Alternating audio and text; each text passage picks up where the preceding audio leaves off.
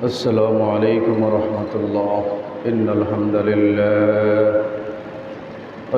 لله نحمده ونستعينه ونستغفره ونؤمن به ونتوكل عليه ونعوذ بالله من شرور أنفسنا ومن سيئات أعمالنا. من يهده الله فلا مضل له ومن يضلله فلا هادي له. ونشهد أن سيدنا وسندنا وحبيبنا وشفيعنا ومولانا محمدا عبد الله ورسوله الذي أرسله بالحق بشيرا ونذيرا وداعيا إلى الله بإذنه وسراجا منيرا. أما بعد فقد قال الله تعالى في كلامه المجيد وفي فرقانه الحميد. أعوذ بالله من الشيطان الرجيم. بسم الله الرحمن الرحيم. وإذ ابتلى إبراهيم ربه بكلمات فأتمهن قال إني جاعلك للناس إماما. قال ومن ذريتي قال لا ينال عهد الظالمين. وقال تعالى قل إن صلاتي ونسكي ومحياي ومماتي لله رب العالمين. وقال رسول الله صلى الله عليه وسلم صيام يوم عرفة أحتسب على الله أن يكفر السنة التي قبله والسنة التي بعدها. قال رسول الله صلى الله عليه وسلم ولا من كان له سعى ولم يضحي فلا يقربن مصلنا. إن الله وملائكته يصلون على النبي يا أيها الذين آمنوا صلوا عليه وسلموا تسليما. بسم الله والحمد لله الصلاة والسلام عليك يا رسول الله. الصلاة والسلام عليك يا حبيب الله. الصلاة والسلام عليك يا رحمة للعالمين. اللهم صل على سيدنا مولانا محمد وعلى آل سيدنا مولانا محمد. রোজা পাকের চৌকাট দরে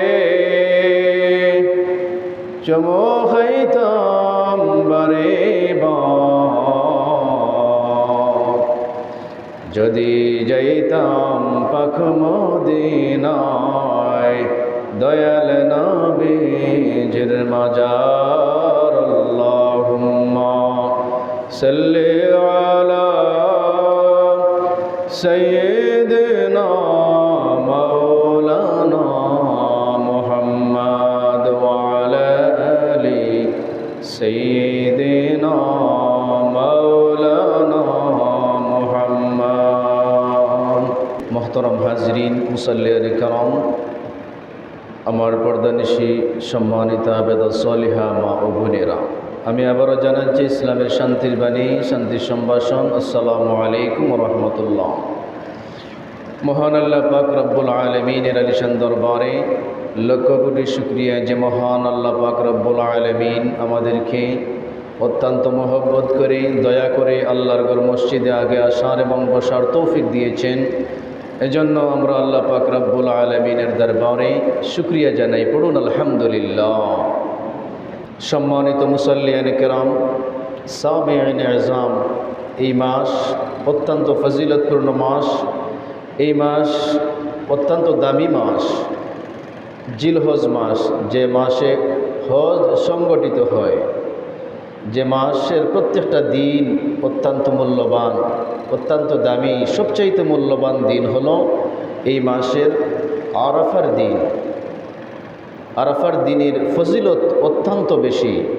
নবী করিম সাল্লাল্লাহু আলাইহি সাল্লাম ইরশাদ করেছেন যে আরাফার দিনের একটি শ্রেষ্ঠ আমল, যে আমলটা আরাফার দিনে আমি করি, আমার আগে যত নবী পৃথিবীতে এসেছেন সমস্ত নবীগণ ওই তাসবিহ পাঠ করেছেন, ওই আমল করেছেন। ওই শ্রেষ্ঠ আমল, শ্রেষ্ঠ তাসবিহটা হচ্ছে লা ইলাহা ইল্লাল্লাহু ওয়াহদাহু লা শারীকা লাহু লাহুল মুলকু ওয়া লাহুল হামদু ওয়া হুয়া আলা কুল্লি শাইইন কাদির। যারা মুখস্থ আছে এটা পড়বেন, বিশেষ করে আরাফার দিন বেশি বেশি এই তাসবিহ পাঠ করবেন। আরাফার দিনের ফজিলত অত্যন্ত দামি। 10 জিলহজ আরাফার দিন। ওই দিন আরাফার দিনের রোজা অত্যন্ত ফজিলতপূর্ণ রোজা।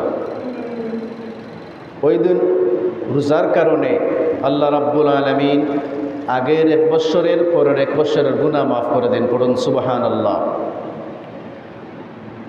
হাদিস শরীফে মুসলিম, তিরমিজি এবং মিশকাত শরীফের হাদিস, عن قتادة رضي الله تعالى عنه وقال النبي صلى الله عليه وسلم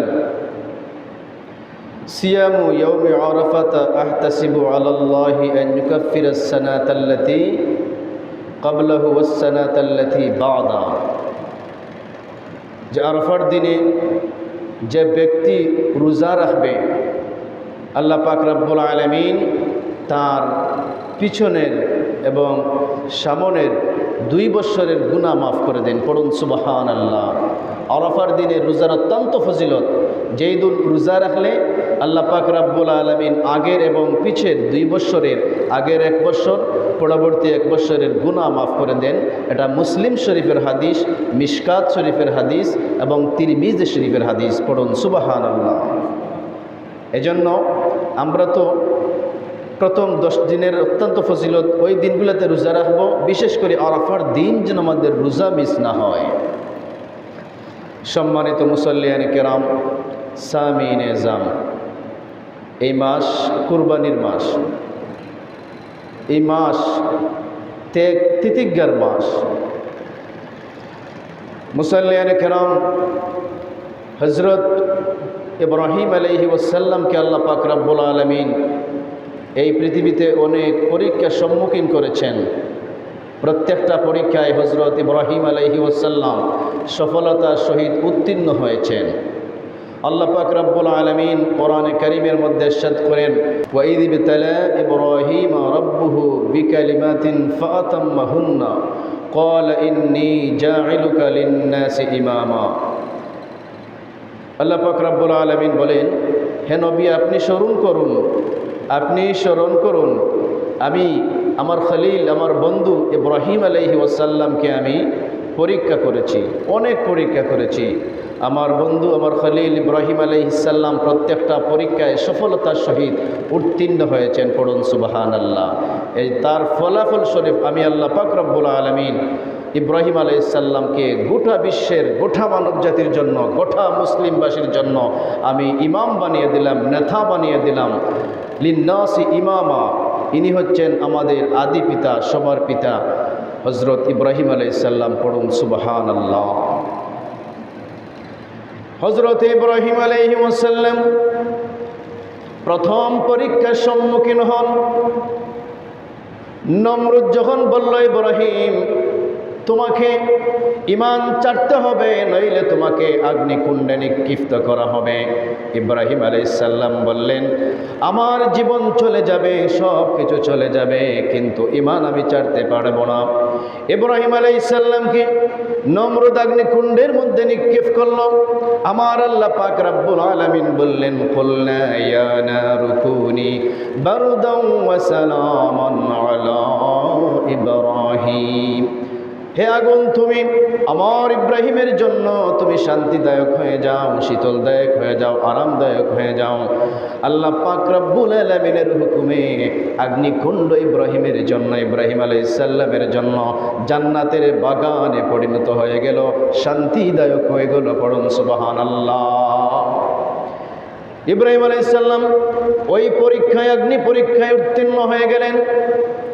দ্বিতীয় পরীক্ষা আল্লাহ পাক রব্বুল আলামিন জানিয়ে দিলেন, ও ইব্রাহিম, ও আমার বন্ধু, আমার খলিল, তোমার কলিজার টুকরা ইসমাইল আলাইহিস সালাম, ইসমাইলকে এবং তোমার বিবি হাজারকে নিয়ে তুমি মরুভূমির মধ্যে নির্বাসন দিয়ে আসো, ফেলে রেখে আসো, যেখানে কোনো মানুষ নাই, জনমানবহীন প্রান্তরের মধ্যে তোমার সন্তান এবং বিবি হাজারাকে তুমি নির্বাসন দিয়ে আসো, ফেলে রেখে আসো।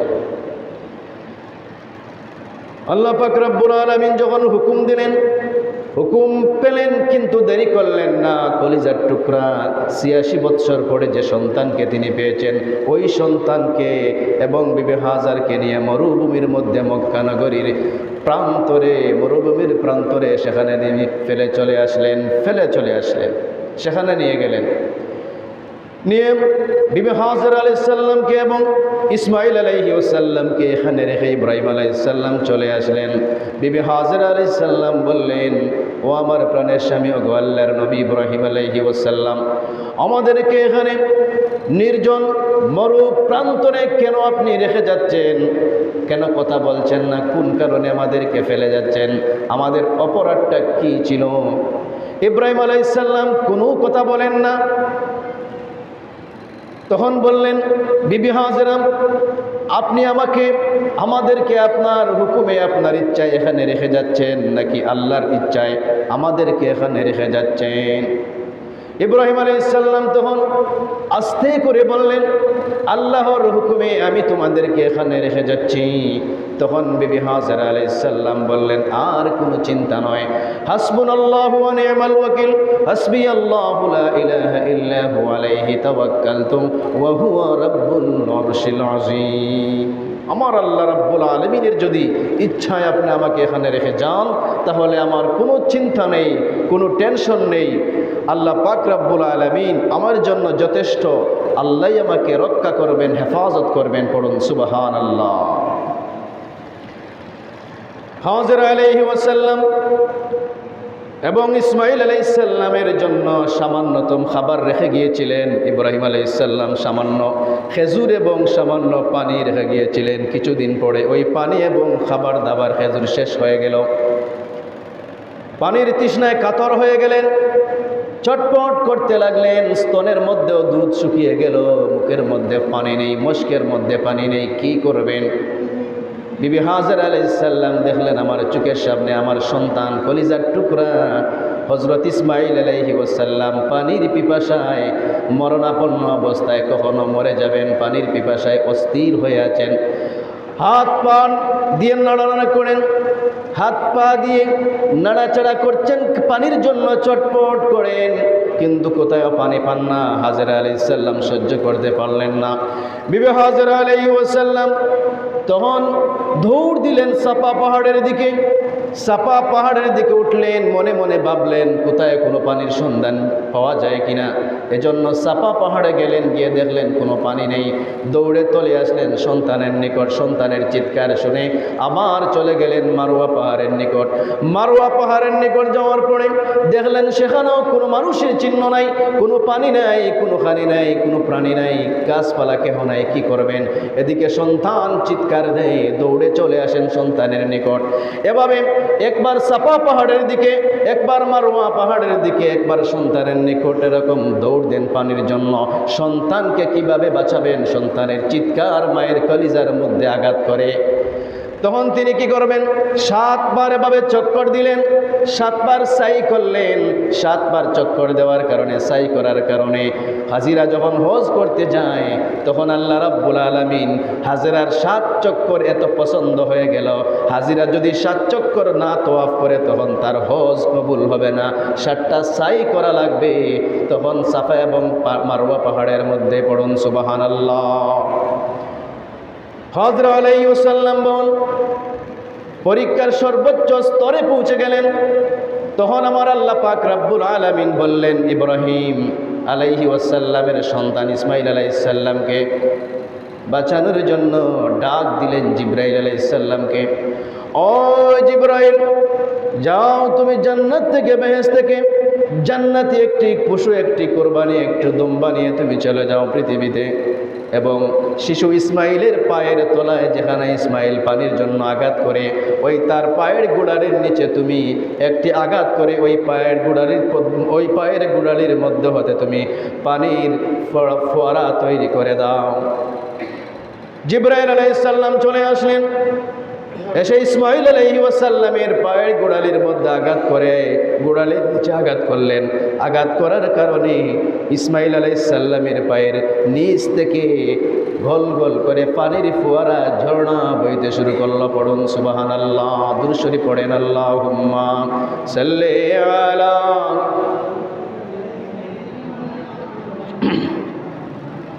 মুহাম্মাদ ওয়া আলা আলি মাওলানা মুহাম্মদ মুসাল্লিয়ানে কেরাম। তখন জিবরাইল আলাইহিস সালামের আঘাতের কারণে ইসমাইল আলাইহিস সালামের পায়ের নিচ থেকে পানি বের হতে শুরু করলো। পানির শব্দ শুনে হাজরা আলাইহিস সালাম দৌড়ে আসলেন, এসে দেখলেন পানি বের হওয়া শুরু হয়েছে। হাজরা আলাইহিস সালাম চতুর্দিকে বাঁধ দেওয়া শুরু করলেন, বেরি বাঁধ দিলেন এবং বললেন পানিকে জমজম, মানে থেমে যাও পানি। আল্লাহ রাব্বুল আলামিনের ওই শব্দগুলো অত্যন্ত অপছন্দ হয়ে গিয়েছিল, এজন্য কিয়ামত পর্যন্ত ওই পানির ফোয়ারার নামটা জমজম রেখে দিয়েছেন। পড়ুন সুবহানাল্লাহ। এখনো প্রত্যেকটা মানুষ জমজমের পানি হিসাবে সেটাকে স্মরণ করে, সেই নামে ওটাকে ডাক দেয়। পড়ুন সুবহানাল্লাহ। বরকতময় পানি, যে পানি পান করলে সমস্ত রোগ বালাই এর জন্য ওষুধ হয়ে যায়। পড়ুন সুবহানাল্লাহ। মুসাল্লিয়ানে কেরাম, ওই পরীক্ষায় ইব্রাহিম আলাইহিস সালাম উত্তীর্ণ হয়ে গেলেন। বিবি হাজরা আলাইহিস সালাম ওখানে বসবাস করলেন। বনি কাফেলা এসে হাজরা আলাইহিস সালামের অনুমতি নিয়ে এখানে বসবাস করতে করতে আজকে বিশাল মক্কা নগরীতে পরিণত হয়ে গিয়েছে। ওখানেই আল্লাহর ঘর কাবা নির্মাণ হয়েছে। পড়ুন সুবহানাল্লাহ।